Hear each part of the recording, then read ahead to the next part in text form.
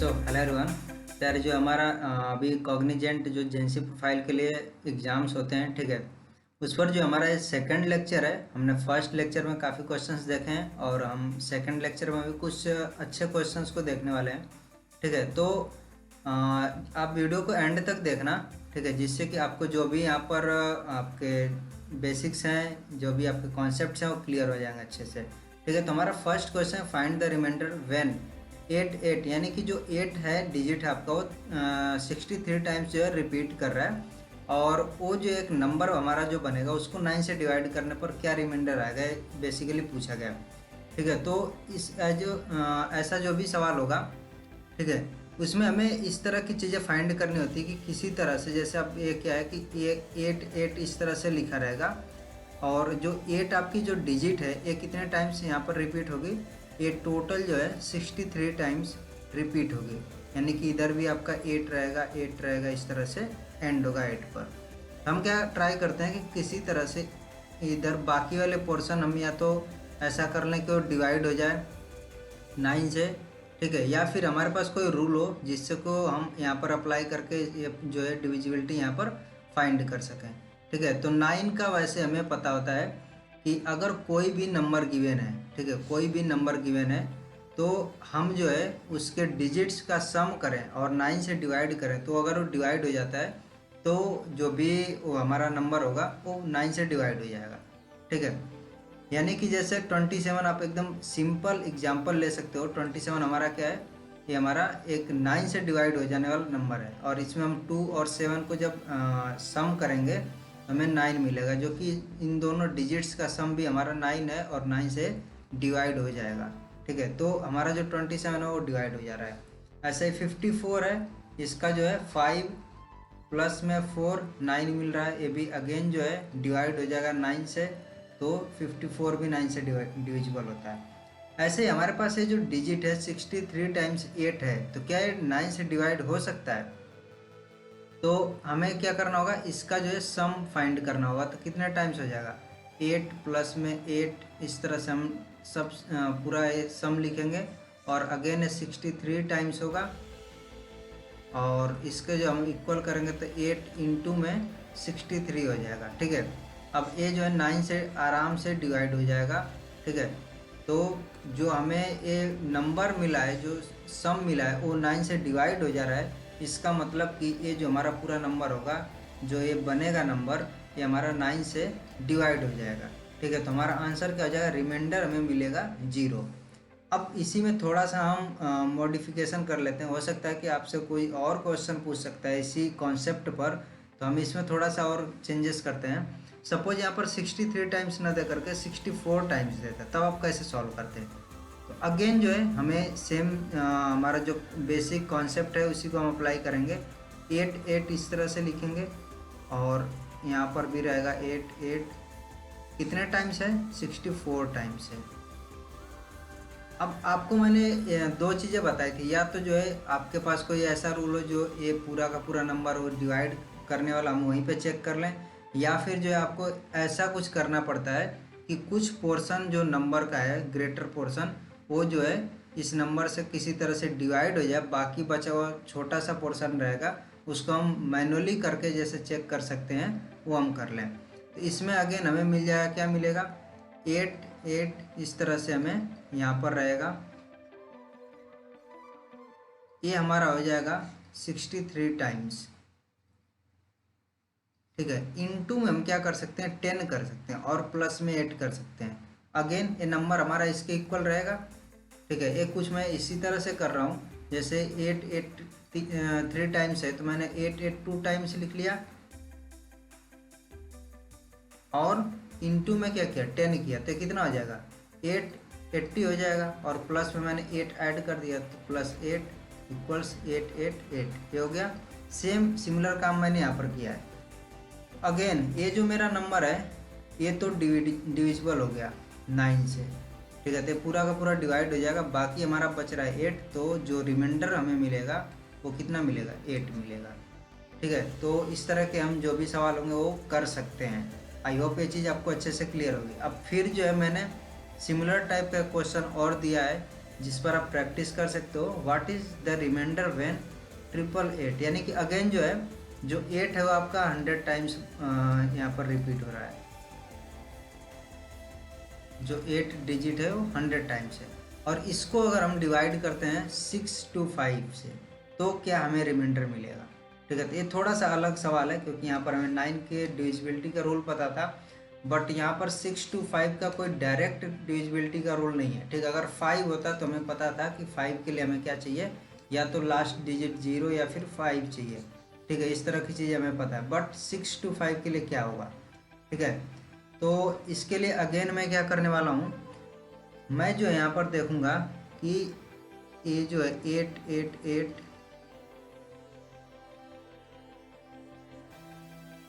100 times मैंने लिखा। इसको मैं क्या कर सकता हूँ, 6 to 5 मेरा है। ठीक है, 6 to 5 क्या आ जाएगा, 25 इंटू में 25। अब आपको पता है कि 100 जो है डिवाइड हो जाएगा 25 से।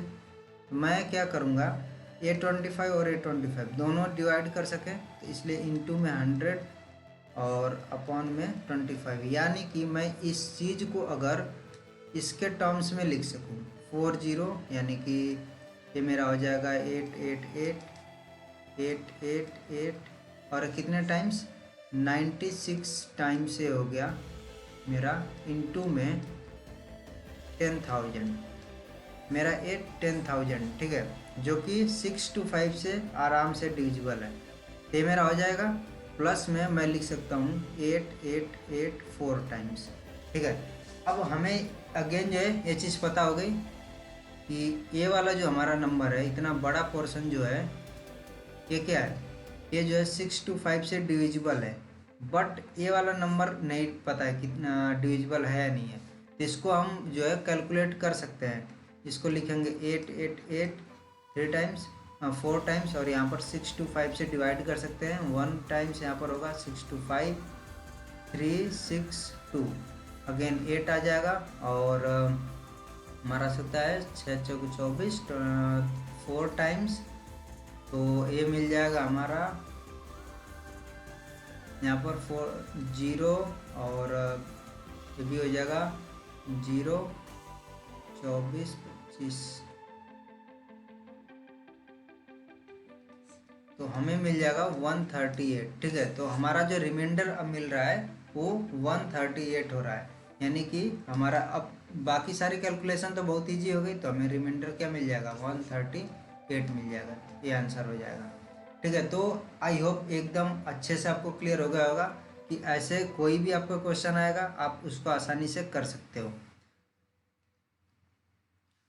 अब हमारा जो नेक्स्ट क्वेश्चन है वो क्या है कि आउट ऑफ 26 13 14 और एंड 34 विच 2 नंबर्स आर को प्राइम। ठीक है, तो को प्राइम का मतलब होता है कि जिन भी ऐसे 2 नंबर्स जिनके जो फैक्टर्स हैं वो सिर्फ 1, उनका कॉमन फैक्टर 1 होना चाहिए। ठीक है, तो यानी कि अगर मेरे पास नंबर है 26 13 14 एंड 34, मैं अगर 26 और 13 लेता हूँ, इसका जो है कॉमन फैक्टर क्या है 13 भी मिल जा रहा है। ठीक है, तो ये हमारा नहीं होगा। अब 26 और 14 को लेते हैं तो इसमें हमें 2 मिल जाएगा कॉमन फैक्टर, ये भी नहीं होगा। हमें सिर्फ कॉमन फैक्टर क्या चाहिए, अधिक से अधिक कॉमन फैक्टर सिर्फ 1 होना चाहिए। ठीक है, तो इसमें जो है अब 26 और 34 में भी अगेन हमें 1 2 ये तो कम से कम हमें कॉमन फैक्टर मिल जाएंगे, तो ये अभी नहीं होगा 26 के साथ कोई भी। अब 13 और 14 के बीच में हमें सिर्फ कॉमन फैक्टर 1 मिलेगा, तो ये हमारा हो जाएगा आंसर। बाकी को भी चेक कर सकते हैं 13 और 34 का, तो 13 हो गया और 34 हो गया, इसके बीच में भी हमें जो है कॉमन फैक्टर मिल जाएगा 1 का। ठीक है, बट हमें ये भी देखना है कि हमारा जो है ऑप्शन क्या क्या है। तो 13 और 34 नहीं है, 13 और 14 हमारे यहाँ पर है, तो ये हमारा आंसर हो जाएगा। बाकी जो है 14 और 34 में हमें 1 भी कॉमन फैक्टर मिल रहा है, 2 भी मिल रहा है, ये जो है अगेन नहीं होगा। हमारे 2 कॉमन फैक्टर 2 हमारे को फैक्टर हैं, और वो कौन कौन से हैं 13 14, और दूसरा हमारा है 13 और 34। ठीक है, तो बढ़ते हैं अपने नेक्स्ट सवाल की तरफ।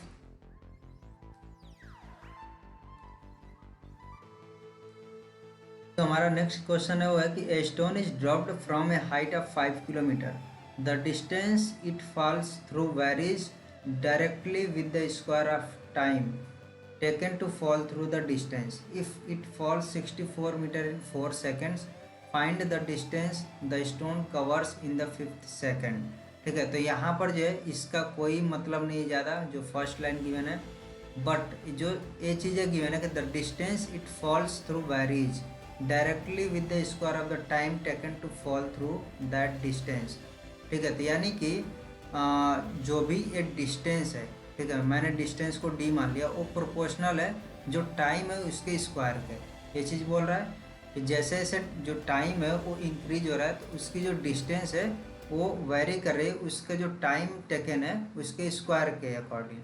ठीक है, यानी कि जो चीज़ यहाँ पर गिवन है कि 4 सेकंड में 64 मीटर वो ट्रैवल कर रहा है, फॉल हो रहा है जो भी स्टोन है, तो हमें पता है कि जब हम प्रोपोर्शनल का साइन लगाते हैं तो हमारा यहाँ पर एक कांस्टेंट आता है। जब इक्वल का साइन हम यहाँ पर लिखेंगे हमारे यहाँ पर एक कांस्टेंट आएगा, बट हमें जो है 5th सेकंड में फाइंड करने के लिए अब क्या चाहिए, जो डिस्टेंस हमारी होगी वो k टाइम्स 25 हो जाएगी। ठीक है, 25 कहाँ से आ गया, t है हमारा 5, ठीक है, तो 5 का स्क्वायर हो जाएगा, ये जो t स्क्वायर है यहाँ से, तो 25 आ जाएगा।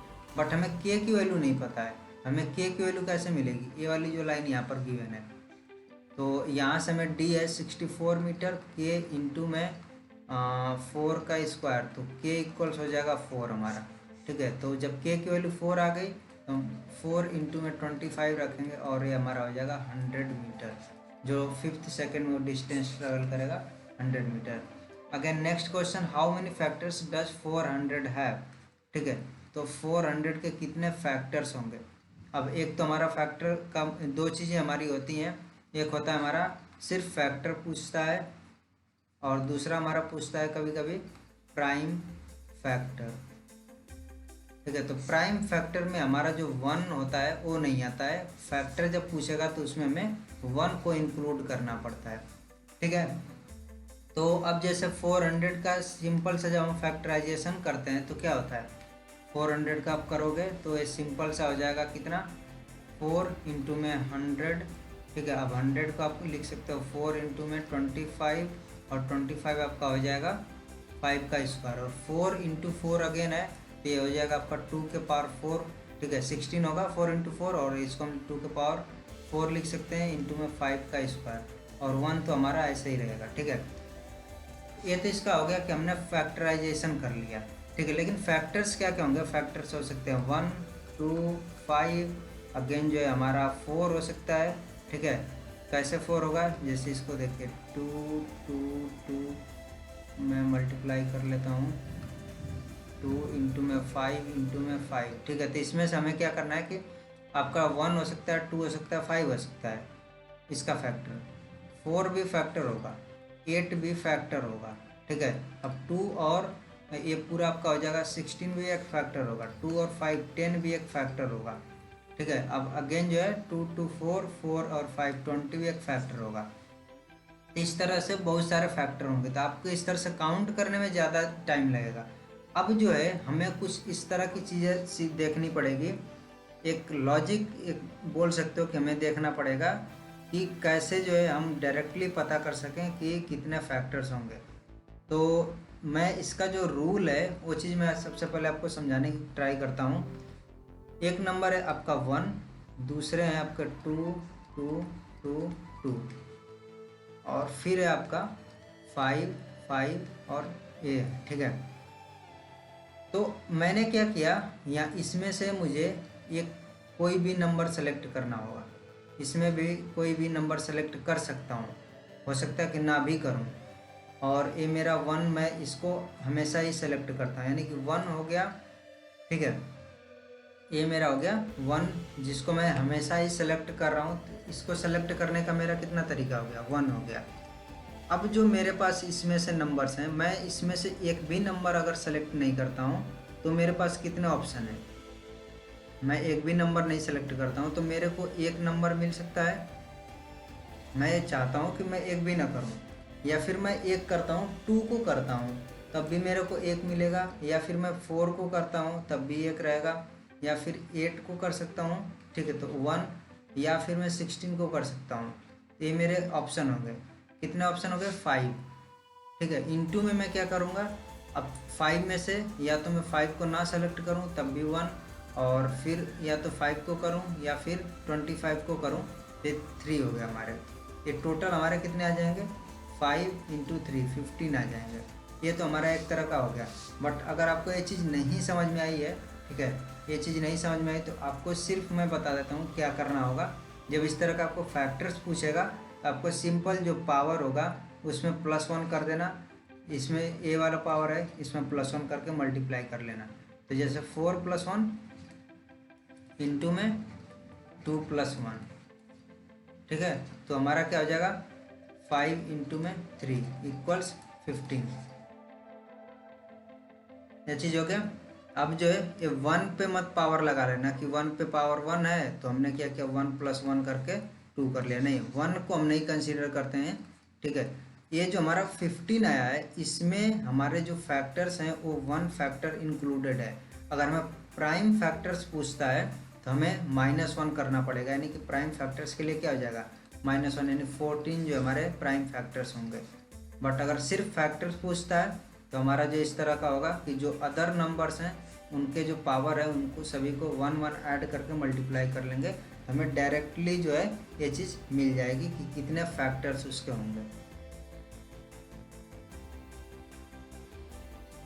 अब हमारा जो नेक्स्ट क्वेश्चन है ये जो है परमुटेशन कॉम्बिनेशन, आई थिंक उसी का है, ठीक है। बाकी देखते हैं क्या है कि ये बॉक्स कंटेन्स 5 रेड है, 4 वाइट बॉल्स और 3 ग्रीन बॉल्स हैं, ठीक है। In how many ways can 3 balls be drawn from the box without replacement so that at least 2 of them are green, ठीक है। तो जो कम से कम जो है हमें ग्रीन 2 रखनी है, 2 बॉल्स। तो हो सकता है कि हम क्या करें कि सबसे पहले तो हमने ग्रीन को सेलेक्ट किया, तो 3 में से हमने 2 को एटलीस्ट सेलेक्ट कर लिया है, ठीक है। अब 2 सेलेक्ट कर लिया, बाकी जो है हमें अब सेलेक्ट कितनी करनी है? 1 बॉल सेलेक्ट करनी है। अब जैसे ही हमने ग्रीन बॉल्स यहाँ पर सेलेक्ट कर लिया, ठीक है, यानी कि इसमें से अब एक चीज़ और थोड़ा सा और ध्यान देते हैं। इसने बोला at least 2 of them are green, यानी कि एटलीस्ट का मतलब हो गया कि 2 ग्रीन बॉल्स भी हो सकती हैं और 3 ग्रीन बॉल्स भी अलाउड हैं, ठीक है। बट 1 ग्रीन बॉल अलाउड नहीं है, ठीक है। यानी कि हमारे सबसे पहले हमने क्या किया कि 3 में से जो 3 ग्रीन बॉल है इसमें से 2 को पहले सेलेक्ट किया। जब हमें 2 सेलेक्ट करेंगे तो हमारे पास बचेंगे 9 बॉल्स, ठीक है। 9 बॉल्स बचेंगे और 9 में से हमें कितना सेलेक्ट करना होगा? 1 सेलेक्ट करना होगा, जिससे कि हमें टोटल 3 बॉल्स मिल सकें, ठीक है। अब एक दूसरा ऑप्शन हमारे पास हो सकता है या फिर, यानी कि और लगाया तो और के लिए +3 में से 3, यानी कि जो ग्रीन बॉल्स हैं वो उनमें से तीनों जो भी बॉल्स हमने ग्रीन सेलेक्ट कर लिया। तो अब जो है हमें इन 9 बॉल्स में से एक भी बॉल सेलेक्ट नहीं करनी है, तो 9C 0 हो जाएगा, ठीक है। अब कुछ लोग ये सोचेंगे कि हमने यहाँ पर 9 क्यों लिखा है, 10 क्यों नहीं किया, या फिर 12 क्यों नहीं किया? इसलिए नहीं किया क्योंकि हमें अब ग्रीन बॉल सेलेक्ट नहीं करनी है। अगर हमारा गलती से भी ग्रीन बॉल सेलेक्ट हो जाता है तो ये वाला जो हमारा कंडीशन है ये ओवरलैप करने लगेगा, ठीक है। तो यहाँ से इसको हम यहाँ पर सॉल्व करेंगे। हमारा आ जाएगा 3 इंटू में ये आ जाएगा आपका 9 और प्लस में 3 हमारा 1 मिलेगा, इंटू में ये 9C 0 भी हमें यहाँ पर 1 मिलेगा, तो ये हमारा हो जाएगा 28, ठीक है। तो हमारा जो आंसर है 28 ये हो जाएगा, ठीक है। तो आई होप जो भी क्वेश्चंस थे आपको बहुत क्लियरली समझ में आ गए होंगे, ठीक है। मिलते हैं फिर नेक्स्ट वीडियो में। So till then take care, bye bye.